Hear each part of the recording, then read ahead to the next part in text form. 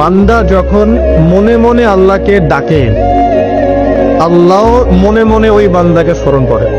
আপনি রাতে শুয়ে আছেন, মনের মধ্যে অনেক কথা, হয়তো অনেক দোয়া আছে, চাওয়া পাওয়া আছে, কষ্ট যন্ত্রণা আছে।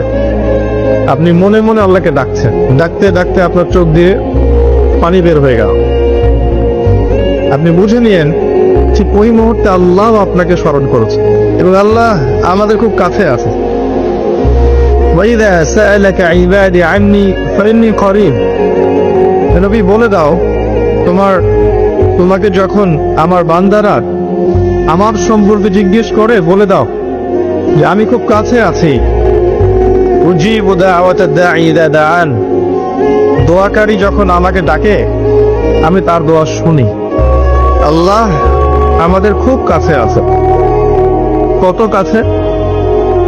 যদি আপনি মনে মনে আল্লাহকে স্মরণ করেন, আল্লাহ মনে মনে আপনাকে স্মরণ করবেন।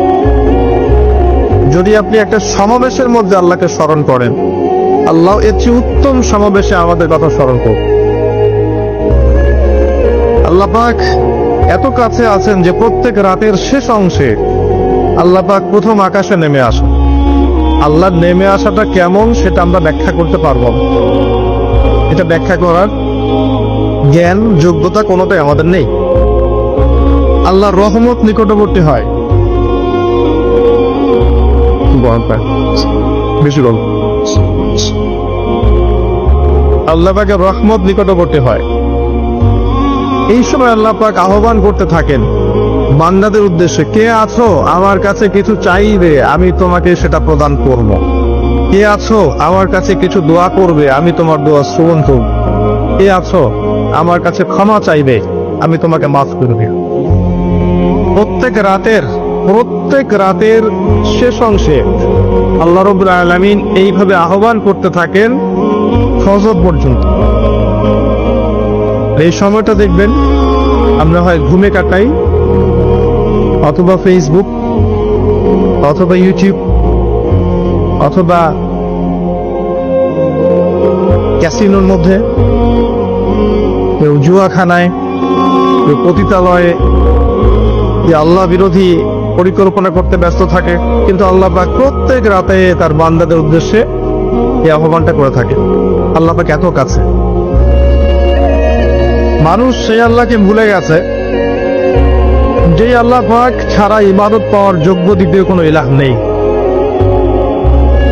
এক সময় যে আল্লাহ ছিলেন আর কিচ্ছু ছিল না, শুধু আল্লাহ ছিলেন, আর কিছুই ছিল না। এই মহাবিশ্বের কিচ্ছু ছিল না। এক সময় শুধু আল্লাহ থাকবেন, এই মহাবিশ্বের কিচ্ছু থাকবে না। কুল্লু মান আলাইহা ফান ওয়া ইয়াবকা ওয়াজহু রাব্বিকা যুল জালালি ওয়াল ইকরাম। প্রত্যেকটা বিষয়ে বস্তু ফানা হয়ে যায়, শুধুমাত্র আল্লাহ রাব্বুল আলামিনের সত্তাটা বাকি থাকবে। আল্লাহ পাক সূরা আর-রহমানে একটা আয়াত বারবার বলেছেন, ফাবিআইয়ি আলাই রাব্বিকুমা তুকাযযিবান। তোমরা দুই জাতি, জিন আর মানুষ, তোমরা আল্লাহর কোন কোন নিয়ামতকে অস্বীকার করবে? কেন জিন আর মানুষকে বলা হচ্ছে? কারণ সূরা জারিয়াতের 56 নম্বর আয়াত আল্লাহ পাক বলেছেন, ওয়া মা খালাকতুল জিন্না ওয়াল ইনসা ইল্লা লিয়াবুদুন। আমি জিন আর মানুষকে শুধুমাত্র